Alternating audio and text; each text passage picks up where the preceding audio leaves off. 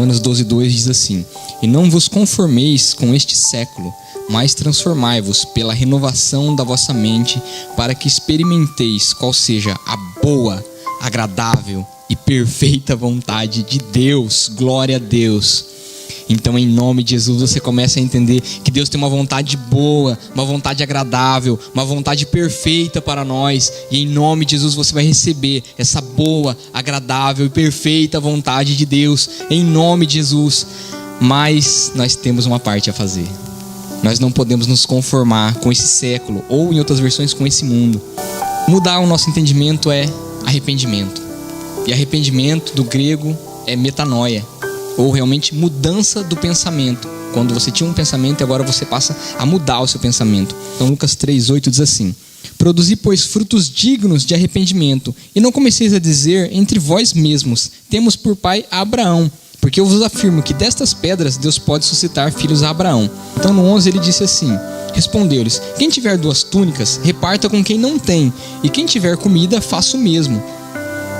Porém, foram também publicanos para serem batizados e perguntaram-lhe: mestre, que havemos de fazer? Respondeu-lhes: não cobreis mais do que o estipulado. Também soldados lhe perguntaram: e nós que faremos? E ele lhes disse: a ninguém maltrateis, não deis denúncia falsa, e contentai-vos com o vosso soldo. Glória a Deus. Então por que eu trouxe essa passagem? Primeiro, porque nós temos que dar frutos dignos de arrependimento. Frutos dignos do quê? Então arrependimento é mudança de pensamento. Então frutos dignos da mudança de pensamento. Então muitas vezes a gente acha que porque a gente se arrependeu, então nós temos que mudar aquilo que a gente faz. Mas não é exatamente só mudar aquilo que a gente faz. A gente tem que mudar o que a gente pensa. E depois o que a gente pensa vai mudar o que a gente faz. Muitas vezes a gente entende de uma forma diferente. Então chegaram essas pessoas aqui, elas perguntaram: o que eu vou fazer? Então arrepender-se, muda o seu pensamento. Olha, vocês que maltratavam as pessoas, não maltrata mais. Vocês que davam denúncia falsa, não dê mais denúncia falsa. Você que não era contente com aquilo que você recebe, se contente com o seu salário, com o seu soldo. Então, dê frutos dignos de arrependimento. Frutos dignos de arrependimento, ou seja, frutos dignos de mudança de pensamento. Então você pode fazer boas obras sem mudar o pensamento? Pode. Você vê 1 bilhão de cristãos fazendo isso. Então eles mudam as roupas, mudam o linguajar, eles mudam todo o comportamento, mas não mudou a cabeça, não mudou o pensamento, eles continuam pensando da mesma maneira. Então, arrependimento é mudança de pensamento. A mudança de pensamento, ela vai produzir em nós o quê? Uma mudança no sentimento, naquilo que a gente sente. E a mudança de sentimento muda as nossas atitudes. Então é todo um processo. Então muitas vezes a gente vem para a igreja e a gente muda, a gente altera esse processo. Por quê? Porque, olha, então, já que é errado fazer, então não vou fazer. Amém. Glória a Deus. Só que muitas vezes o nosso pensamento não mudou. Nosso pensamento não mudou. A gente mudou a atitude, é verdade. Mudou a sua atitude. Então, de repente, você não rouba mais. Só que você não rouba mais porque você pensa que aquilo é errado. Você não rouba mais porque te falaram que é errado. Então você não mudou o seu pensamento, você só mudou a sua atitude. E como você só mudou a sua atitude e não mudou o seu pensamento, uma hora ou outra você vai cair nesse pecado. Uma hora ou outra você vai fazer de novo. Por quê? Porque você não mudou o seu pensamento sobre o assunto. A mudança que tem que haver em nós é dentro da nossa mente. Por quê? Porque Deus já mudou o nosso coração. Glória a Deus, dá glória a Deus, Deus já mudou o seu coração. Quando você tinha aquele coração lá duro, de pedra, você não pisava dentro de uma igreja. Você não queria saber das coisas de Deus. Agora Deus já mudou seu coração, você já tem vontade de fazer as coisas de Deus. Mas muitas vezes você não tem a força para fazer. Muitas vezes você não entendeu o que é arrependimento. Então, nós temos que passar por um tratamento. Por quê? Porque Deus tem uma vontade boa, agradável e perfeita para nós. Mas nós não podemos nos conformar com aquilo que nós pensamos, ou seja, com aquilo que o mundo quer que a gente pense. O mundo quer que a gente pense que é normal mulheres seminuas. O mundo quer que a gente ache normal criança de 12 anos fazendo sexo. O mundo quer que a gente pense que essas coisas são normais, e não são. A gente não deve se conformar com isso. O que está acontecendo com o mundo? Eles não querem experimentar a vontade agradável de Deus. Eles querem experimentar as vontades, o agrado da carne. E por isso eles não mudam a mente. Então muitas vezes a gente chega na igreja, a gente muda muitos comportamentos. Por quê? Olha, se eu fizer isso aqui, o irmão tá vendo, o irmão, o que o irmão vai pensar? Então a gente continua no mesmo pensamento. A gente não faz porque tem alguém olhando. A gente não faz porque vai desagradar alguém. A gente tem que realmente mudar o nosso pensamento. Isaías 59, 1 e 2 diz assim: Eis que a mão do Senhor não está encolhida para que não possa salvar, nem surdo o seu ouvido para não poder ouvir. Mas as vossas iniquidades fazem separação entre vós e o vosso Deus, e os vossos pecados encobrem o seu rosto de vós, para que não vos ouça. Glória a Deus. Então, Deus continua sendo o mesmo Deus. Mas por que de repente você ora, até jejua e clama e Deus não te ouve? Por que aquilo que você está pedindo muitas vezes tanto, Deus não te deu ainda?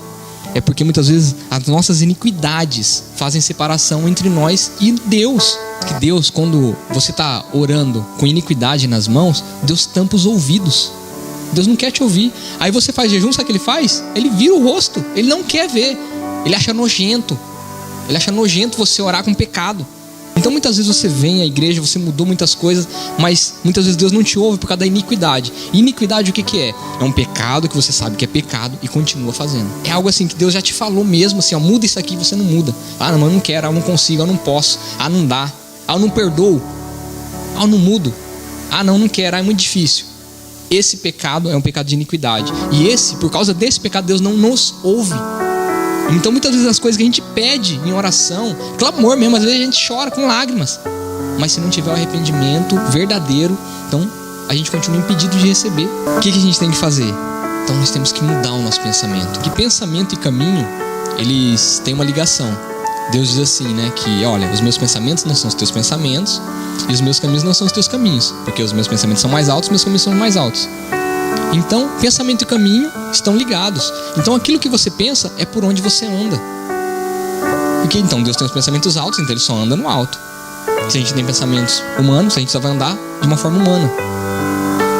Então, nós temos que mudar o nosso pensamento para mudar o nosso caminho. Deus não tem como endireitar nossas veredas se nós não mudarmos de pensamento. E Ele não nos obriga, Ele nos convence. Então, nós somos convencidos pelo Espírito Santo. Espírito Santo, eu fui convencido por Ti, fui constrangido a mudar o meu pensamento, não a minha atitude somente. Você tem um problema, aí você faz a avaliação do problema. E daí você toma uma decisão de mudar. Glória a Deus. Só que daí você toma uma ação, e essa ação te leva exatamente ao velho problema. Então, é um ciclo. Muitas vezes vicioso, porque você não consegue enxergar a verdadeira solução do problema. A gente estudou sobre isso esse ano e olha só, quando você não começa a enxergar as verdadeiras razões do problema, é porque você já está fazendo parte do problema. Você já está inserido. Então você tem que se afastar do problema, sair de perto dele para poder enxergar do jeito que Deus enxerga, olhar do alto, olhar de cima como Deus olha. E aí você começa a enxergar o problema. Então, quando você consegue enxergar, aí você começa a mudar. O que quer dizer isso? Vou dar um exemplo. Então, por exemplo, como que a gente sabe que uma árvore está com problema? Os frutos dela são ruins. Então você vê o fruto ruim e fala, essa árvore está com problema. Aí muitas vezes o que a gente começa a fazer? Então vamos podar esses galhos aqui porque ela deve estar fraca. Aí não resolve o problema. Então deve ser o tronco. Vamos ver aqui o tronco, não resolve o problema. Aí a gente chega na raiz. Muitas vezes o problema está na raiz. Aí você fala, olha, a raiz estava com problema. Às vezes você chega lá na raiz e não era a raiz. Então o que era o problema? Pode ser o solo ainda. Pode ser todo o ambiente que está essa árvore. Então, por exemplo, o morango só dá no inverno. Planta no Nordeste para você ver. Não tem chance. Não vai ter chance. Então você tem que descobrir onde está o problema. Então, tome a decisão, ore ao Espírito Santo, fala assim, da onde vem esse problema? Isso que eu tento resolver há tanto tempo e não consigo, da onde que vem? Muitas vezes está no ambiente que está essa árvore. Então, o que a igreja é para nós? A igreja é que nem uma estufa. Você entra aqui dentro, você tem toda a chance de você crescer e de dar bons frutos. Agora, se você sair lá para o mundo, você vai voltar à velha vida, aos velhos problemas, às velhas obras mortas, frutos ruins estragados. Então a gente tem 1 milhão de coisas para falar assim mal da igreja. É verdade, a igreja tem vários problemas. Só que no mundo, você não vai ter nem problema. Você não vai ter nem chance de crescer, de dar um fruto. Aqui é uma estufa. Então, você tem todo um ambiente preparado. É o melhor lugar para você crescer e dar fruto. Então, não adianta você falar assim, não vou mais congregar, não vou mais vir. Alguns problemas que nem muitas pessoas fazem. Começam a ver os problemas na igreja e achar que a igreja não serve mais. Isso aí é loucura. É loucura, não adianta. Não adianta. O único lugar que você vai achar salvação é dentro da igreja. Não dessa igreja, é da igreja de Cristo, que não tem placa. Então não estou falando dessa igreja assim, é placa dessa igreja. Não, a igreja de Cristo. Dentro da igreja de Cristo você vai achar salvação. Quando você muda o seu pensamento, aí você tem o velho problema, aí você faz uma investigação consistente. Por quê? Porque agora você está sendo guiado pelo Espírito Santo. Agora você vai fazer uma investigação consistente do seu problema. Aí você vai querer achar a raiz. Não é a raiz, é o galho, é o tronco, é o ambiente. O que é? É o solo. Então o Espírito Santo vai te guiar aonde está o problema. Aí sim você vai descobrir as melhores alternativas de solução. Por quê? Porque um problema tem várias soluções. Então tem as soluções que são de Deus e as soluções que não são de Deus. A gente tem que ficar com a solução de Deus. Que nem a gente aprendeu, sendo a palavra de Deus boa ou má, nós obedeceremos. Você pode obedecer com cara amarrada, sem murmurar de preferência. Porque assim, não obedece pecando não. Mas assim, com a cara amarrada, sem gostar, isso aí, não gostar não é pecado. Não gostar não é pecado. Então Deus está mandando você fazer uma coisa, eu não gosto de fazer. Mas não é pecado. Se não é pecado fazer, então obedece. Então, só que não obedece murmurando, mas obedece. Então, melhor obedecer que sacrificar. Melhor obedecer. Deus tem prazer na nossa obediência. A palavra de Deus diz assim: aquele que me ama, guarda os meus mandamentos. Ou seja, faz aquilo que eu mando fazer. O que adianta chamar Jesus de Senhor se não é para fazer aquilo que Ele manda? E vocês, em nome de Jesus, estão mudando. Vocês estão mudando para melhor, para serem realmente filhos de Deus. Glória a Deus. Então, aprenda sim com os erros das outras pessoas. É sábio. Se você aprender com os seus erros, você é inteligente. Mas quando você aprende com os erros dos outros, você é sábio. Então, aprenda com os erros dos outros. Se não tiver jeito, aprenda com os seus, pelo menos. Porque tem gente que nem com os próprios erros aprende. Por quê? Porque não mudou o pensamento. O pensamento continua o mesmo. Tinha um homem que trabalhava num sítio e estava lá com um companheiro trabalhando lá na roça. E daí um belo dia, se ele cansou dessa vida da roça, ele falou: quer saber de uma coisa? Eu vou largar essa vida aqui, eu vou lá para a cidade. Aí o companheiro dele disse assim: compadre, fala assim se Deus quiser, né? Não, eu vou de qualquer jeito, Deus querendo, Deus não querendo, eu vou para a cidade. Aí o que aconteceu? Diz que Deus transformou ele num sapo. Sapo bem feio, grande, e deixou ele numa lagoa lá 20 anos. Aí esse companheiro dele ficou velho, né? Aí ele voltou a ser homem, continuou trabalhando lá, trabalhou 1 ano. Aí cansou de novo. Falou: quer saber de uma coisa? Eu vou pra cidade. Tacou a enxada no chão. Aí o companheiro dele, que já tava bem velho, falou: compadre, fala se Deus quiser, compadre. Aí ele disse assim: se Deus quiser eu vou, se Deus não quiser a lagoa tá aí. Isso é uma pessoa que não é inteligente, não aprende com os próprios erros, não mudou o pensamento. Então uma piada é uma piada, só que você vê ela refletindo muita realidade. Porque muitas vezes Deus está falando para você: se você for por aí, você vai quebrar a cara. Aí você quebra a cara, aí você volta, tenta fazer direito de novo. Aí daqui a pouco vai e tenta quebrar a cara de novo. Então isso acontece com a gente. Muitas vezes acontece. Então Deus falando: você vai quebrar a cara por aí. E daí a gente continua: não, se Ele quiser eu vou, se Ele não quiser a lagoa tá aí. Então se Ele quiser me abençoar, Ele abençoa, senão eu quebro a cara de novo. Gente, é loucura, não é ser inteligente. Então, que nós venhamos a mudar o nosso pensamento, porque Deus vai fazer os nossos sonhos e realizar segundo a medida daquilo que nós renunciarmos. Então, olha, um dos versículos que a gente falou aqui é assim, Salmos 37, 4 e 5 diz assim: agrada-te do Senhor e Ele satisfará os desejos do teu coração. Entrega o teu caminho ao Senhor, confia nele, o mais Ele vai fazer. Glória a Deus. Então confie em Deus. Em Hebreus 11:6, sem fé é impossível agradar a Deus. Não é verdade? Mas sem fé, você pode obedecer a Deus, mesmo sem fé. Tem pessoas que obedecem sem fé. Eu vou fazer, tá falando que é isso aí, eu vou fazer. Então essa pessoa não concorda muitas vezes, mas faz. Isso é obedecer sem fé. Então você pode obedecer a Deus sem fé, só que você não vai estar agradando Ele. Por quê? Porque você precisa de fé para agradar a Deus. Então você pode obedecer sem fé, mas você não pode agradar a Deus sem fé. Então, exemplo, os fariseus faziam tudo ali, tudo que Deus mandava, toda a lei de Deus, eles faziam, cumpriam. Mas eles cumpriam sem fé, por isso que Deus não se agradava deles. Não se agradava, por quê? Porque as obras deles não tinham fé, não tinha como Deus se agradar daquilo. Faziam maquinalmente, como uma máquina. Então, se você mudar o seu pensamento, vai mudar o seu sentimento. Se mudar o seu sentimento, muda a sua atitude. Então, exemplos práticos. Se você pensar que você é feio, você vai se sentir feio. Se você se sentir feio, você será feio. Gordo. Pensou que é gordo, se sentiu gordo, vai ser gordo. Por quê? Imagina, qualquer coisa que acontecer no seu corpo, assim, engordei 1 grama. Eu sou gordo mesmo, então que adianta eu fazer regime? Eu vai comer. Por quê? Porque o seu pensamento faz o seu sentimento e a sua atitude é o quê? Eu sou gordo mesmo. Eu sou feio mesmo, vou me arrumar pra quê? Entenderam? Como que o pensamento leva um sentimento e é uma atitude? Eu sou pobre mesmo, o que adianta? Então, gasta dinheiro, não guarda. O seu pensamento gera um sentimento e a sua atitude vai ser conforme o seu pensamento. Então, enquanto não muda o pensamento, toda a sua vida é comprometida por causa do pensamento. Então eu falei sobre um coração. Deus deu um novo coração. Só que agora Deus dá um novo pensamento. Então, a regeneração é no coração, o novo nascimento. Então você nasceu de novo, glória a Deus, nasci de novo. Deus deu um novo coração. Agora, o trabalho do Espírito Santo é na nossa cabeça, na nossa mente, nos nossos pensamentos. Isso é a santificação. Isso é a santificação.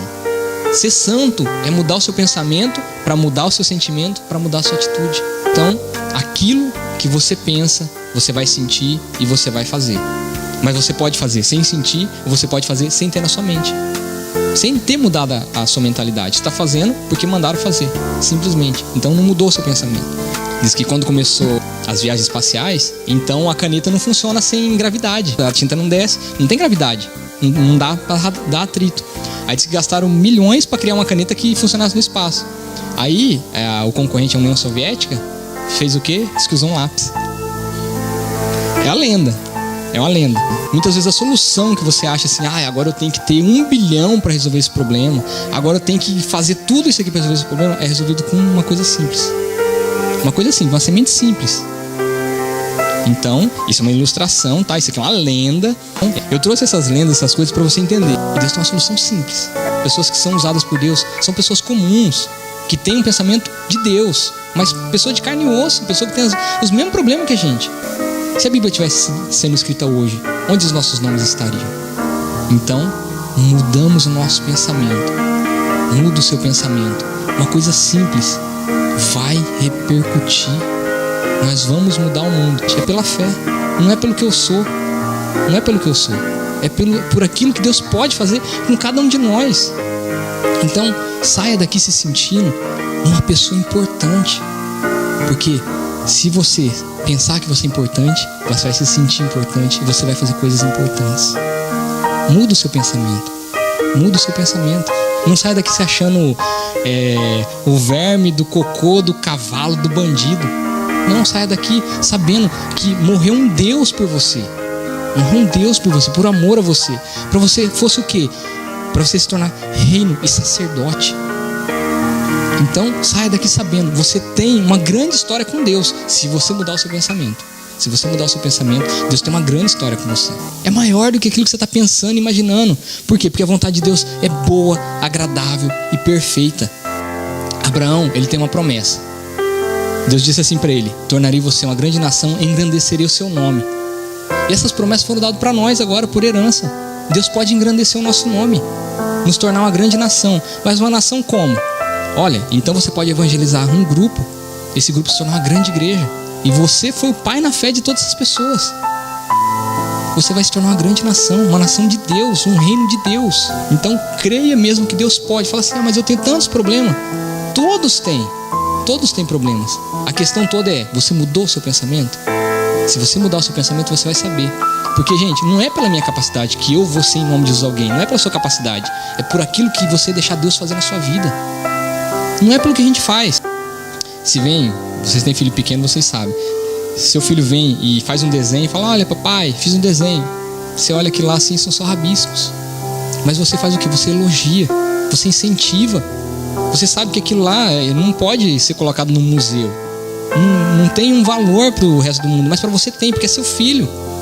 Todas as nossas obras que a gente faz para Deus é assim. Chega para Deus como um rabisco, a gente tentando acertar alguma coisa, mas Deus olha e fala assim: não, mas olha, eu te incentivo, vai.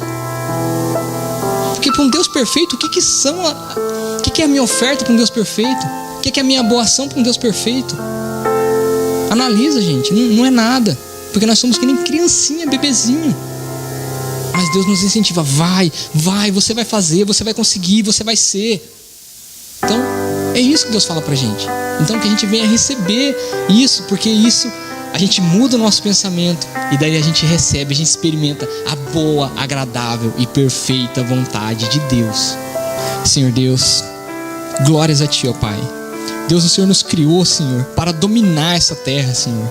Em Salmos diz, ó Deus, pede-me e eu te darei as nações, ó Pai. O Senhor tem coisas grandes, ó Deus, para nós, ó Deus. O Senhor tem coisas maravilhosas, o Senhor tem a prosperidade. O Senhor tem, Senhor, os ministérios. O Senhor tem as famílias salvas, ó Pai. O Senhor tem, Senhor, os sonhos do nosso coração, ó Deus. O Senhor tem tudo isso, Senhor, guardado, esperando, Senhor, só para nos dar, Senhor, como herança, Senhor. Só para nos dar, ó Deus. Senhor, nos faz chegar à estatura, Senhor, de receber essas coisas, Senhor. Em nome de Jesus, ó Pai. Muda, Senhor, a cada instante o nosso pensamento. Vem com Teu Espírito Santo nos convencendo do pecado, da justiça, do juízo. Nos convencendo que nós somos Teus filhos amados. Mesmo todos errados, ó Deus, nós confessamos nossos pecados. E daí o Senhor ouve a nossa oração, ó Deus. O Senhor vem fazer, ó Deus, a diferença na nossa vida, Pai.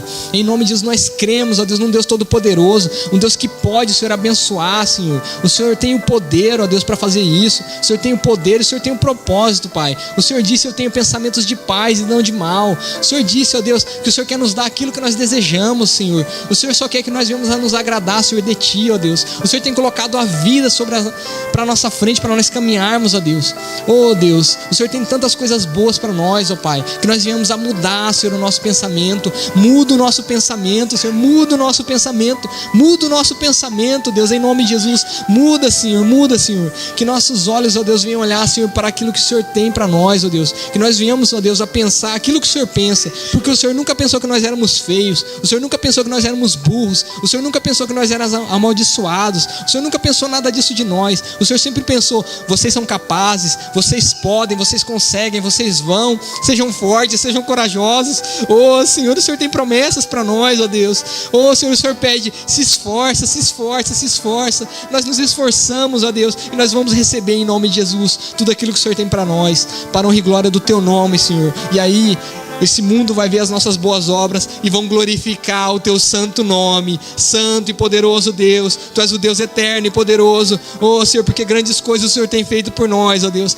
Grandes coisas o Senhor tem feito por nós e o Senhor ainda vai fazer, ó Deus. E nós Te agradecemos, ó Pai, pelo que o Senhor ainda vai fazer na nossa vida, Deus. Oh Senhor, em nome de Jesus, ó Pai, porque nós vamos ser, Senhor, maiores do que aqueles que nos ensinaram. Nós vamos ultrapassar, Senhor, em nome de Jesus, todas as barreiras, ó Deus. E nós chegaremos, ó Deus, ao lugar, ó Pai, que o Senhor reservou para nós. E é um lugar grande, Senhor, um lugar espaçoso, ó Deus. Glórias a Ti, ó Deus. Senhor, muito obrigado, Senhor. Muito obrigado pelas Tuas promessas, Senhor. Incomparáveis são as Tuas promessas, ó Deus, incomparáveis. Muito obrigado, ó Deus. Senhor, nos leva, Senhor, em segurança para casa, com a mudança de pensamento, que nós venhamos a sair daqui, Senhor, grandes para conquistar, Senhor, na força do Teu poder, ó Deus.